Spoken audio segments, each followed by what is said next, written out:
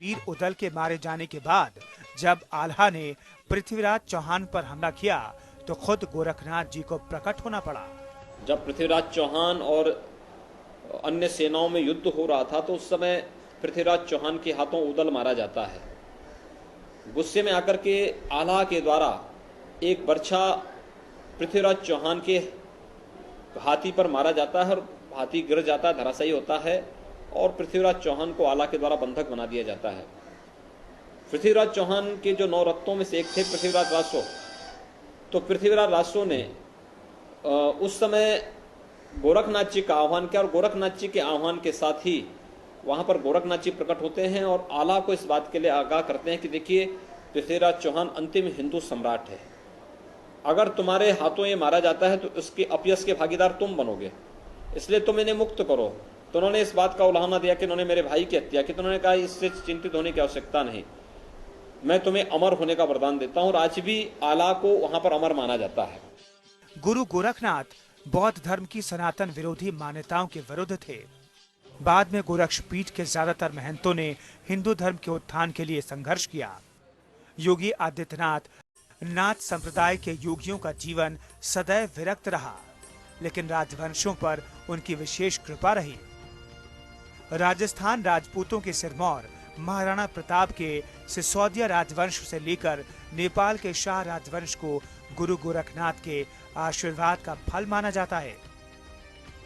महाराजा विक्रमादित्य जो थे उज्जैन के नरेश थे, उनके बड़े भाई पहले उज्जैन के नरेश थे भर्तृहरि, वो गोरखनाथ जी से दीक्षित हो गए थे। बंगाल के राजा गोपीचंद गोरखनाथ जी से दीक्षित होकर के योगी हो गए थे।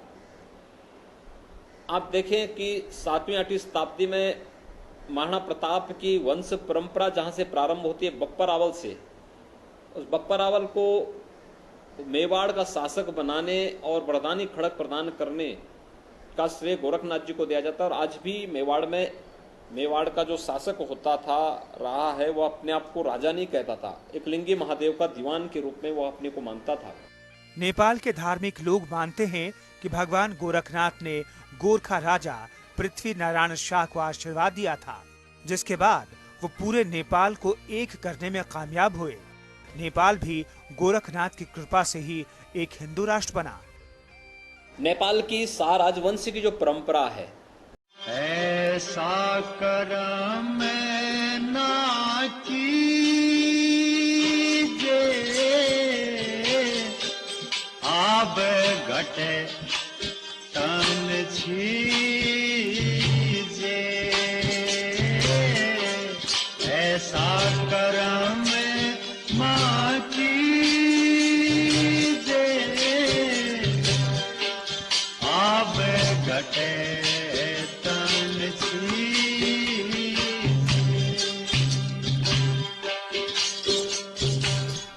नाथ मतलब स्वामी, यानी इस जग का मालिक।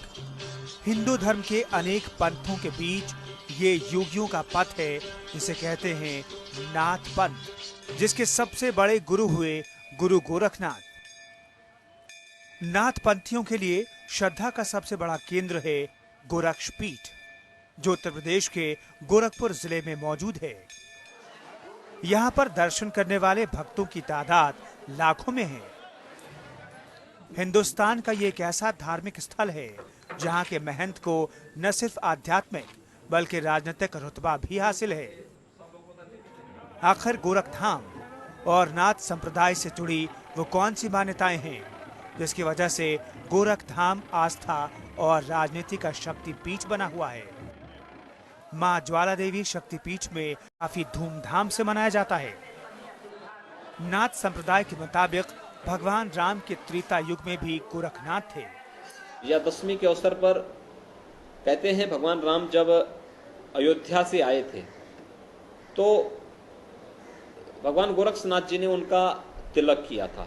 आज भी उस स्मृति में विजयादशमी के दिन गोरक्ष पीठाधीश्वर अपनी शाही सवारी के साथ रामलीला मैदान में जाते हैं और भगवान गोरक्षनाथ जी के द्वारा वहां पर उनके प्रतिनिधि के रूप में भगवान राम, लक्ष्मण जी और सीता जी का वहां पर तिलक करते हैं। राज तिलक की एक परंपरा चली आ रही है, वो परंपरा यहाँ पर बनती है।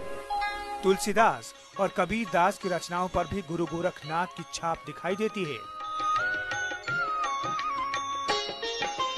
लक्ष्मण बाण सरासन आनु सोखौ बारिद बितिख कृसानु सठ सन विनय कुटिल सन प्रीति सहज कृपन सन सुंदर। योगी सिद्ध होई तब जब गोरख सो भेंट, यह एक मुस्लिम कवि के द्वारा यह बात कही जाती है। कबीरदास जी की पूरी परंपरा गोरखनाथ जी से प्रभावित है। तुलसीदास जी को कहना पड़ा कि गोरख जगायो जोगु भक्ति भगायो लोगो, यानी मध्यकाल का पूरा संत साहित्य गोरखनाथ जी के बगैर पूरी तरह अधूरा माना जाता है। गुरु गोरक्षनाथ की खिचड़ी जनवरी माह में मकर संक्रांति के अवसर पर चढ़ाई जाती है।